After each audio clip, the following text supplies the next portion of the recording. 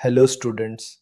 आज हम गणित का एक बहुत ही महत्वपूर्ण और आसान टॉपिक पढ़ने वाले हैं, औसत।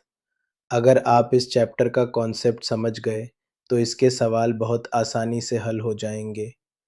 औसत हमें कई मानों को एक ही संख्या में समझने में मदद करता है। औसत का मतलब होता है कई संख्याओं को मिलाकर एक ऐसा मान निकालना जो पूरे समूह को दर्शाए। जैसे अगर पूरी क्लास के अलग-अलग अंक हों, तो हम हर एक का अंक नहीं बताते, बल्कि औसत अंक बताते हैं। इससे हमें एक सामान्य स्तर समझ में आता है। औसत का उपयोग तुलना करने में बहुत काम आता है। इससे हम समझ सकते हैं कि प्रदर्शन, आय या अंक सामान्य रूप से ज़्यादा है या कम। यह हमें डेटा की एक संतुलित तस्वीर देता है। इसलिए इसका उपयोग स्कूल, ऑफिस और रोज़मर्रा की ज़िंदगी में होता है।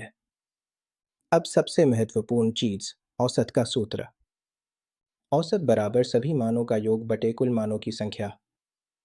ध्यान से समझिए, यही इस पूरे चैप्टर की नींव है। यहाँ योग का मतलब है सभी संख्याओं को जोड़ना, और कुल संख्या का मतलब है कितनी संख्याएं दी गई हैं। मतलब हम कुल योग को बराबर बराबर बांट रहे हैं।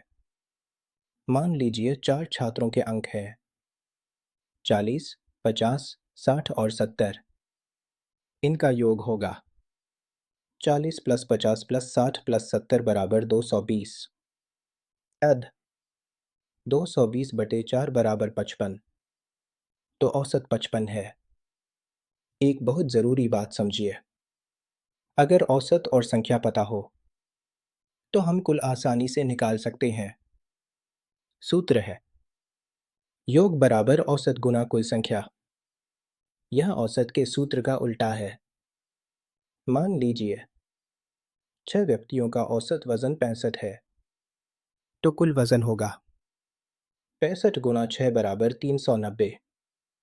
प्राकृतिक संख्याएं होती है 1, 2, 3, 4 और आगे। इनका औसत हम सीधे सूत्र से निकाल सकते हैं।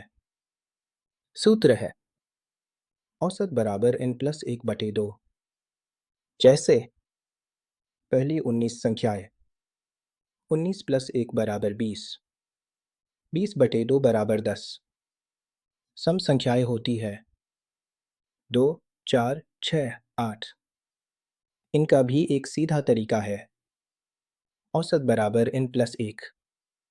विषम संख्याएं होती है 1, 3, 5, 7। इनका औसत हमेशा बीच की संख्या होता है औसत बराबर n। जब कोई नया मान जुड़ता है तो कुल भी बढ़ता है और संख्या भी बढ़ती है। इसलिए नई औसत निकालने के लिए पहले नया कुल निकालना ज़रूरी है। 5 व्यक्तियों की औसत आयु 30 है।